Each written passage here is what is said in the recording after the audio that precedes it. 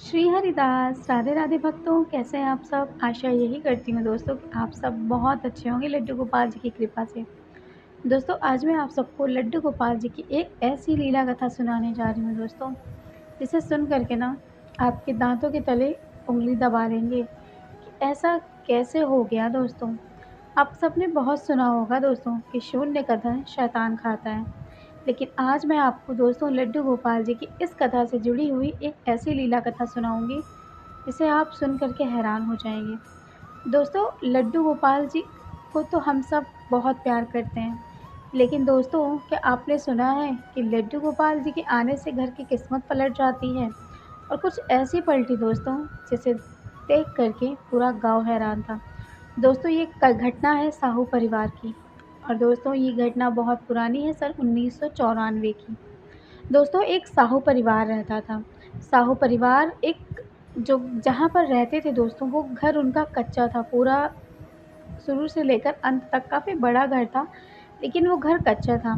दोस्तों उनके वो जो लोग थे वो पूरे अच्छे खासे परिवार के लोग थे, काफ़ी लोग थे उनके घर में, दादी-दादा थे और मतलब एक भरा-पूरा परिवार था। उस परिवार में एक-दूसरे में प्रेम व्यवहार भी बहुत ज़्यादा था दोस्तों, एक-दूसरे को सब बहुत ज़्यादा प्यार करते थे।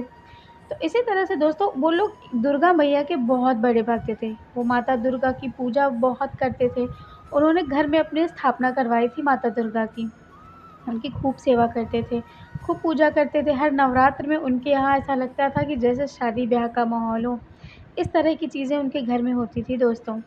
इसी तरह से वो काफ़ी वक़्त बीत जाता है दोस्तों, कुछ वक़्त बीत जाता है लेकिन अचानक से उनके घर में उनकी जो मतलब खेत वग़ैरह होता है, तो खेतों में ना एक समय होता है तो आग लग जाती है किसी मतलब किसी वजह से आग लग जाती है। तो इस साल उनका बहुत ज़्यादा नुकसान होता है। तो देवी माँ से कहते हैं कि हे मैया, मुझे नहीं पता कि मुझसे ऐसी कौन-सी गलती हुई, जिस वजह से हमारे फसलों में आग लग गई, लेकिन आपने जो भी किया होगा, सब मेरे हित में ही किया होगा। इतना कह कर के दोस्तों वो कहते हैं कि मैं इस बात को संतोष कर लेता हूँ कि जो आपने किया है, वो सब मेरे ही हित में है। इतना कह कर के वो फिर भगवान माता रानी की पूजा करने लगते हैं। दोस्तों उसके बाद उनका जो घर बहुत बड़ा था, वहीं आँगन में दोस्तों उ उन्होंने गाय बाँधी हुई थी। उनके पास 4 गैया थीं। 4 गैया थीं तो दोनों चारों गैया उसी आँगन में वो बाँधा करते थे। तो आँगन दोस्तों उनके घर का कच्चा था।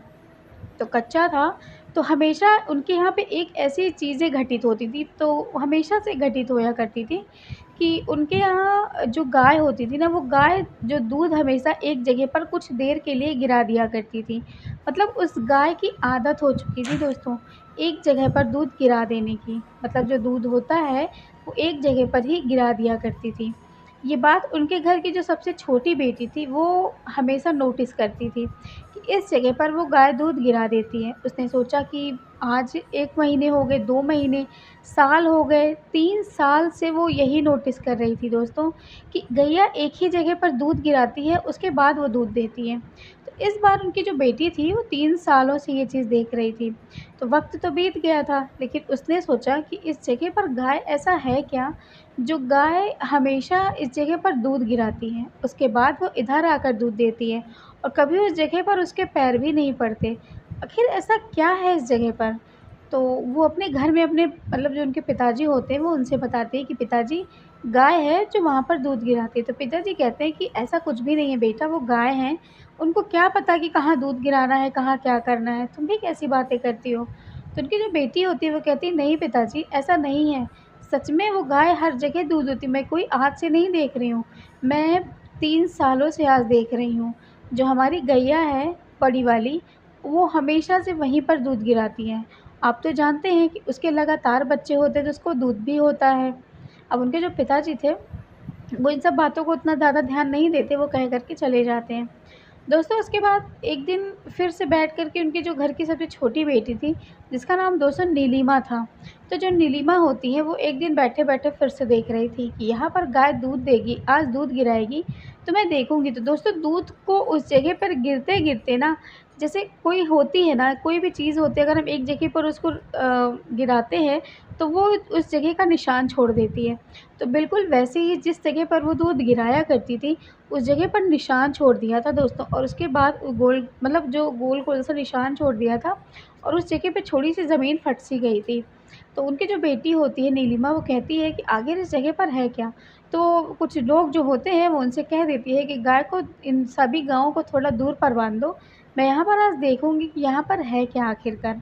तो वो बस वहाँ पर दुर्गा माता का नाम लेकर कहती है, हे दुर्गा माता, मैं नहीं जानती कि गाय यहाँ पर इतने सालों से एक ही जगह दूध क्यों गिराती है। मैं तो आज तक जान ही नहीं पाई, और अगर बिना गिराए दूध उसका दुहो, तो कभी भी वो दूध नहीं देगी, चाहे सुबह से शाम हो जाए। तो आज मुझे जानना है कि यहाँ पर दूध वो क्यों गिराया करती है। दोस्तों, वो तुरंत जा कर के एक चाकू की मदद से वो उस जगह को खोदने लगती हैं, खोदते-खोदते वो हैरान हो जाती है, लेकिन दोस्तों उस जगह पर उनको कुछ भी नहीं मिलता। बस उनको उस जगह की मिट्टी बिल्कुल गीली नज़र आती है, ऐसा लगता है कि उस सींच जो मिट्टी है वो किसी तरह से सींच चुकी है, यानी कि गीली हो चुकी है बरसों से उस पर दूध गिरते-गिरते। तो वो उनसे खुद नहीं रहा था। खोदते हुए फिर वो जब थोड़ी देर खोदती हैं, खोदने के बाद फिर जब वो देखती हैं कि ये अंदर तो मिट्टी फँसी हुई है और ये तो कहीं और जा रहा है। उसके बाद दोस्तों जब वो देखती हैं, तो जब अंदर और अंदर उनका जब हाथ डालती हैं दोस्तों, तो उस हाथ में जो उनकी बेटी होती है ना, उसको जो साँप होता है दोस्तों, साँप उनके हाथ में डस लेता है, क्योंकि उसने बहुत अंदर हाथ डाल दिया था। अब साँप डसने की वजह से वो बहुत ज़्यादा बेहोश हो जाती है। तो दोस्तों पहले के ज़माने में डॉक्टरी इलाज तो लोग करवाते नहीं थे, तो लोगों ने देखा कि वो ऐसा-ऐसा मतलब उसको साँप ने काट लिया है, पूरे घर में ये मतलब माहौल में पूरे ये फैल चुका था कि उसको साँप ने काट लिया, वो गड्ढे को खोद रही थी। तो तुरंत उसको मतलब वैद्य जी होते हैं, उनके पास ले जाया जाता है, तो वैद्य जी उसको तुरंत मतलब उसका हाथ बाँध देते हैं, नीम के पत्ते की रस्सी बनाकर दोस्तों, उनका हाथ बाँध देते हैं, और उसके बाद वो चीड़ा लगाकर जो मतलब नीम की फलियाँ होती हैं, मतलब नीम की जो फलियाँ होती हैं दोस्तों, उसी का अर्क बना कर के वो उसी जगह को बार-बार उसी को कर रहे थे, और भी उन्होंने बहुत सारी चीज़ें करी जिससे उनका ज़हर उतर जाए। उसके बाद लगातार वो उसके सर को भिगो रहे थे पानी डाल-डाल कर। तो इस तरह की चीज़ें हो रही थी, तो जो वैद्य जी थे उन्होंने पूछा कि आखिर ये क्या कर रही थी और इसको ऐसा कैसे हुआ जो काट लिया? उसको बहुत ही भयानक सर्प ने डसा है, तो ज़रूरी नहीं है कि ये बच जाएँ। ये सुन कर के लोग बहुत हैरान थे, पूरे घर के लोगों में रोना मतलब मच जाता है, लोग रोने लगते हैं कि ऐसा कैसे हो सकता है? कैसे हो गया? मतलब ये बहुत ज़्यादा दुखद वाली पूरा परिवार बिल्कुल गमगीन हो गया था। उसके बाद उनके जो घर में लोग थे वो कहते हैं कि आखिर वो कर क्या रही थी, कहाँ पर गई थी जो इस तरह के उसको साँप ने डस लिया। तो फिर उसको 2 से 3 दिन में दोस्तों होश आ जाता है, वो ठीक हो जाती है भगवान की कृपा से। सब लोग दुर्गा मैया की बहुत पूजा करते हैं, मनाते हैं कि हे दुर्गा माता, इस घर की ब कन्या है वो, और आपके होते हुए एक कन्या को कुछ हो जाए, तो बस ये माता रानी की कृपा समझो या उस लड़की का भाग्य समझें, जो वो ज़िंदा हो गई। तो दोस्तों वो ज़िंदा हो जाती है, तो वो सारी चीज़ें बताती है कि कैसे वो क्या करने के लिए गई थी, और इतने सालों से जब वो दूध गिर रहा था, इसी वजह से वो उस स्थान को देखने गई थी कि आखिर उस जगह पर है क्या?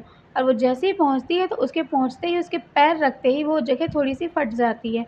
इसी वजह से उसने खोदना शुरू कर दिया, और जब वो अंदर खोदती है, तो खोदते ही उसको इसके साथ इतना बड़ा हादसा हो जाता है। तो जो लोग थे दोस्तों वो कहते हैं कि ठीक है, अब इसको फावड़े से खोद-खोद करके हम देखेंगे कि आखिर इस जगह पर है क्या। दोस्तों जब वो फावड़े से खोदते हैं उस जगह को, पहले तो वहाँ से 1 से 2 जो होते हैं सर्प होते हैं, उनका बच्चा निकलता है। बच्चे के बाद दोस्तों एक बहुत ही लंबा-चौड़ा एक मतलब निकलता है साँप का बच्चा, मतलब साँप निकलता है। तो वो लोग क्या करते हैं दोस्तों, मतलब एक बोरे में भर के उसको नदी में फेंकवा देते हैं। उसके बाद जब उन्होंने और खुदाई करना शुरू किया दोस्तों, तो जब और खुदाई किया तो देखते ही दोस्तों वो हैरान हो जाते हैं।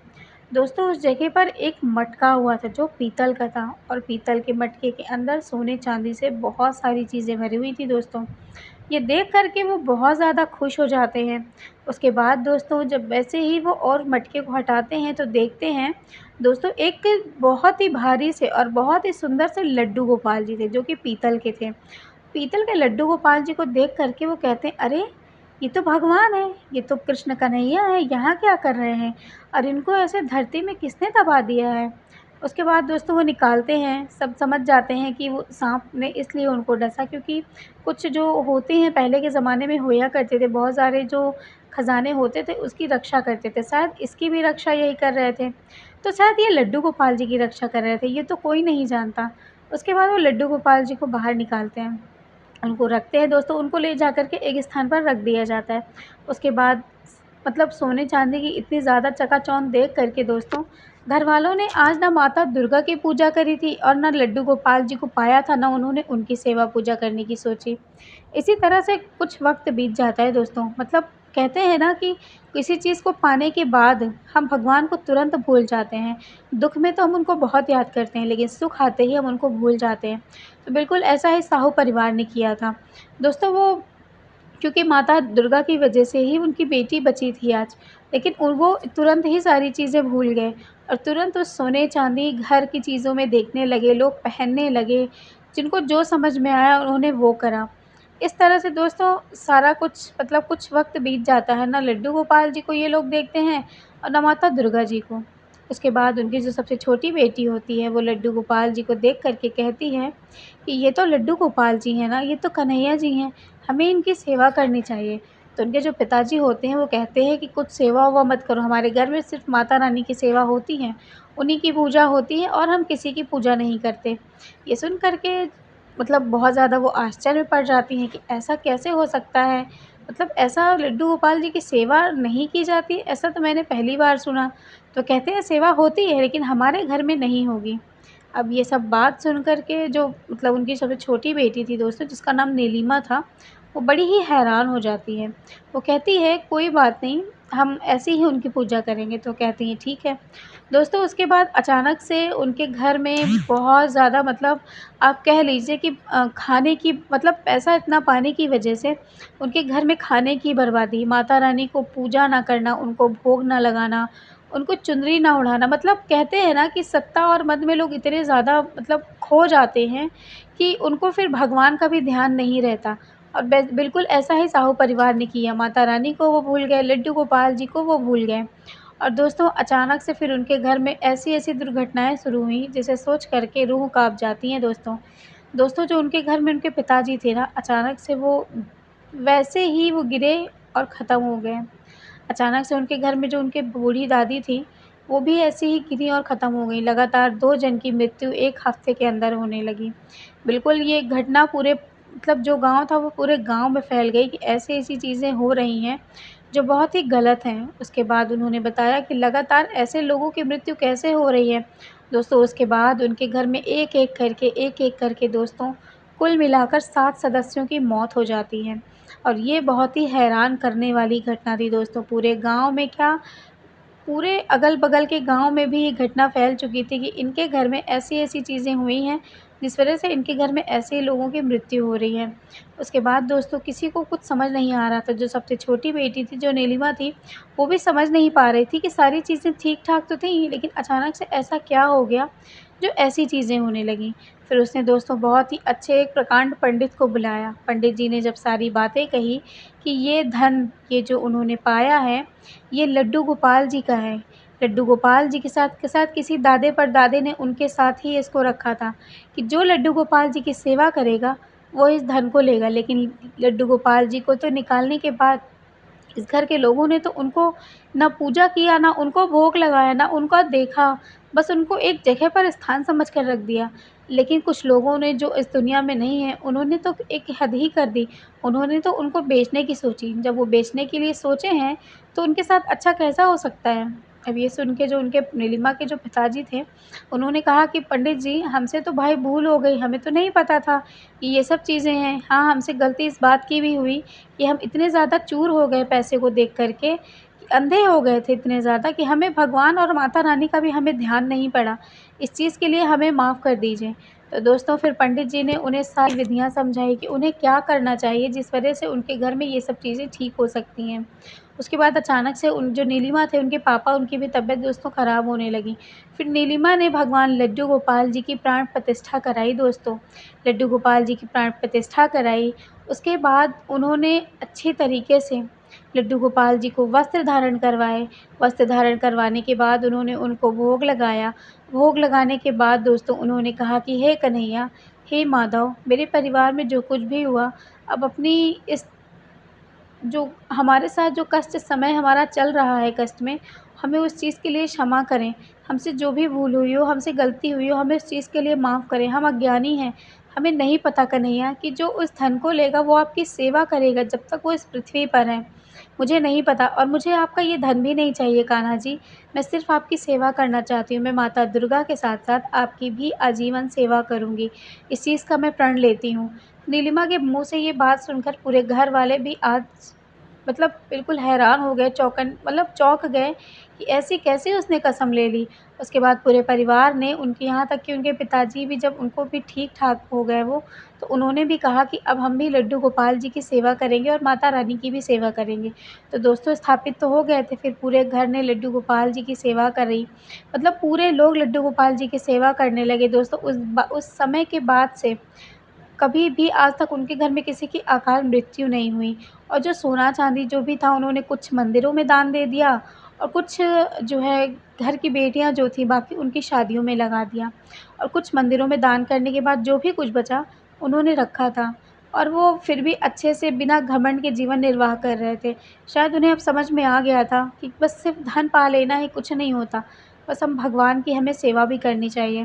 तो इसी तरह से दोस्तों उन्होंने इस तरह की चीज़ें की, उसके बाद किसी को समझ आया या ना आया लेकिन नीलिमा ने सारा कुछ समझा और उसने ही सब कुछ उस घर में ठीक किया, जो आज ठीक है। तो दोस्तों, नीलिमा ने जब ये घटना जब मुझे बताया दोस्तों, तो नीलिमा मतलब 18 साल की थी जब उन्होंने मुझे ये घटना बताई मतलब उनके साथ जब ये घटना घटित हुई थी दोस्तों, तो 1994 में मैं 18 साल की थी। तब उनकी बहुत ज़्यादा उम्र हो चुकी है, जब उन्होंने मुझे भेजा कि मतलब ये घटना हमारी है, आप इसे बताइए लोगों से, समझाइए कि कैसे-कैसे हमारे साथ ये घटना घटित हुई है। कैसे हमारे पास लड्डू गोपाल जी आए और आज भी नीलिमा लड्डू गोपाल जी की सेवा करती हैं। बस नीलिमा कहती हैं कि दुःख सिर्फ़ इस एक बात का है मुझे कि मैं कभी वृंदावन नहीं जा पाई। मुझे वृंदावन के बारे में बहुत समय के बाद पता चला और जब मुझे पता चला तो सब शायद आज मेरे हाथों-पैरों में इतनी जान नहीं है कि मैं वृंदावन जा सकूँ। बस मैं लड्डू गोपाल जी की सेवा करती हूँ और आज भी करती हूँ। बहुत कुछ है मेरे पास, बहुत सारे पैसे हैं, लेकिन बस दुःख इस बात का है कि शायद भगवान मुझसे रुष्ट है या क्या है, मुझे ये नहीं पता। लेकिन इसीलिए भगवान मुझसे दूर है, इसीलिए मैं उनके पास वृंदावन नहीं जा सकी। बस मुझे कष्ट सिर्फ़ इस बात का है। तो दोस्तों ये घटना मुझे जब उन्होंने भेजी नीलिमा जी ने, तो मैं तो बिल्कुल हैरान रह गई दोस्तों। एक बहुत ही अनोखी और विचित्र घटना थी ये, जो मुझे उन्होंने बताई और उन्होंने कैसे लड्डू गोपाल जी के लिए कितने-कितने बड़े-बड़े बलिदान दिए कि उन्होंने वो मौत के मुँह से भी बाहर आईं, सिर्फ़ लड्डू गोपाल जी के लिए। उसके बाद वो कहती हैं कि मैंने सेवा करी, मेरे माता-पिता अब इस दुनिया में नहीं रहे, लेकिन धीरे-धीरे सारी चीज़ें मेरे कहती हैं कि बेटा नहीं था, तो घर में सिर्फ़ मैं ही थे, कोई भी परिवार का बचा नहीं था, जिनकी भी शादियाँ हो गई थीं, वो मेरा घर था इसलिए मैं यहीं पर रह गई और आज मैं आधे उम्र की हो चुकी हूँ, लेकिन मैं लड्डू गोपाल जी की सेवा करना नहीं भूली। आज भी मेरे पैर में थोड़ी-सी कुछ समस्या हो गई है। शायद ये कन्हैया ने ही मुझे ही ये दंड दिया है, जो आज मेरे पैरों में हो गया है, जिस वजह से मेरी हालत नहीं है कि मैं वृंदावन जा सकूँ। तो दोस्तों वो कहती हैं कि हमें कभी लालच नहीं करनी चाहिए। भगवान अगर हैं, तो हमें बिल्कुल भी हम भगवान के होते हुए हम लालच करेंगे, तो फिर भगवान होने का क्या मतलब है? तो उन्होंने बताया कि मैंने गलती करी वो शायद कोई और ना करे। तो दोस्तों इस कहानी के माध्यम से अगर आप लोगों ने जो भी समझा, तो बिल्कुल सही बात है कि हमें बिल्कुल भी लालच या लोभ नहीं करना चाहिए। भगवान हमें जो देते हैं ना वो सब हिसाब से देते हैं, जो हमें चाहिए होता है, जिस चीज़ को हम डिज़र्व करते हैं ना भगवान हमें वही चीज़ें देते हैं दोस्तों। तो हमें दिमाग में ऐसी चीज़ें नहीं आनी चाहिए। तो दोस्तों आज की थी लीला कथा, बहुत ही विचित्र सी थी। आपको कैसी लगी मुझे ज़रूर बताइएगा, शेयर कर दीजिएगा अगर अच्छी लगी तो सब्सक्राइब ज़रूर कीजिएगा चैनल को, नए जुड़ रहे हैं तो मेरे चैनल पे। तो चलिए दोस्तों मिलूँगी लड्डू गोपाल जी की फिर से एक नई लीला कथा के साथ, तब तक के लिए राधे राधे, जय श्री कृष्ण।